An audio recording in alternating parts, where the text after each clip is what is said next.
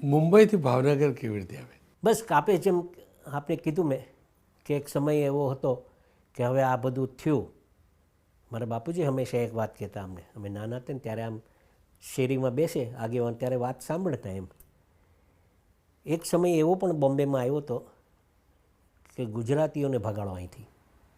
એક સમય એવો આવ્યો હતો, એક પક્ષના લોકોએ આવી બધી કવાયત ચાલુ કરી હતી. ત્યારે બેઠા બેઠા સ્વાભાવિક ત્યારે તો ચોરામાં બેઠીને બધી વાતો થાય ને. મારા બાપુજી ત્યાંના મુખિયા હતા, વધુભાઈ સોલંકી એટલે એનું નામ જ કાફી હતું, એટલે મુખિયા હતા. આજુબાજુ બેઠે ત્યારે વાતો કરે. ત્યારે મારા બાપુજી બીજાને સમજાવતા કે એક વાત હંમેશા ધ્યાનમાં રાખજો કે વતનમાં કંઈક ને કંઈક બનાવીને રાખજો એમ.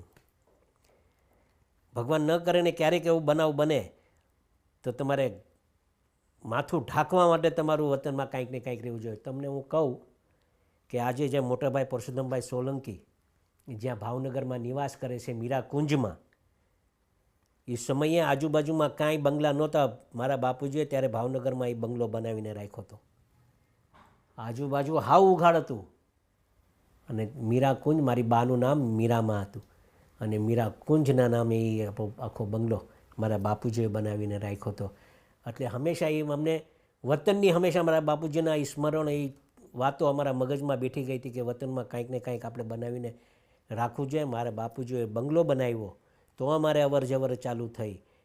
ભાવનગર આવતા જતા રહ્યા એટલે ભાઈની ઓળખાણ અમારા સમાજમાં લોકોમાં પસરતી ગઈ.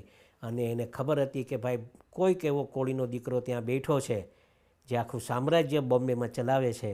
અને એના કારણોસર અમે અહીંયા આવતા ને એના કારણોસર અમે ભાવનગરમાં અપક્ષમાં ચૂંટણી લડ્યા હતા.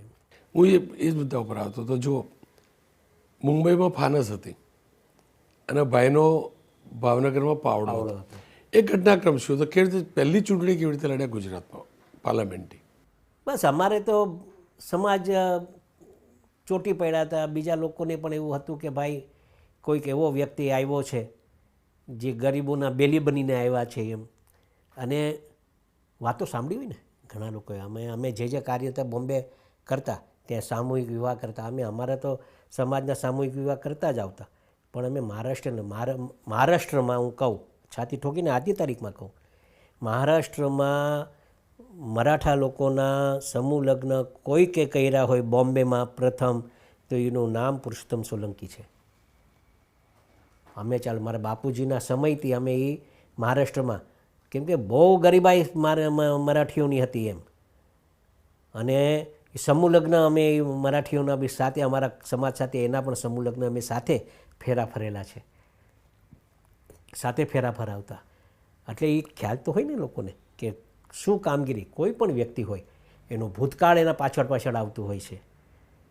આપણે માત્ર ને વયા જવાથી લોકોને આપણી છબી દેખાય એવું નહીં. લોકો બહુ હોશિયાર છે, એનું ભૂતકાળ જોતા હોય કે શું આ ભાઈ કામ કરે છે, શું નથી કરતા.